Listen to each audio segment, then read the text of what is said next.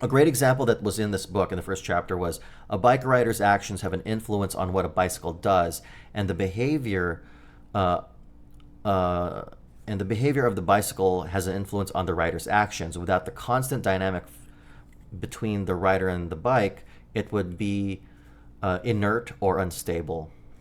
And there is a kind of example that they have here. I don't know if you can see it, but it's basically you first put an input. So with any feedback loop, you have an input, and then for the sake of the bike example, you have the brain processing the input, the muscles carrying forward the instructions from the brain, and then the muscles engaging the bicycle. And then from the bicycle, it creates an output. And from that feedback loop, it starts back in the input again. So it does this constant loop in order to keep the bike rider and the bicycle going in its own interdependent system.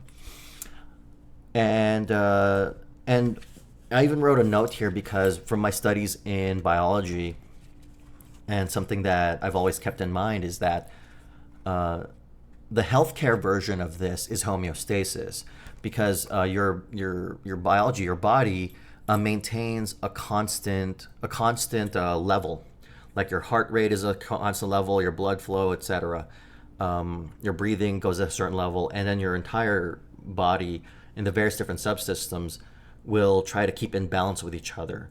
That's why when you have high blood pressure, it affects so many other systems. If you have like acidosis, the increased acidity in your blood will start affecting your breathing. It starts to affect your neurological function. So homeostasis is the systemic balance, the constant balance loop that your body maintains. And that was the last point that was made in this first chapter.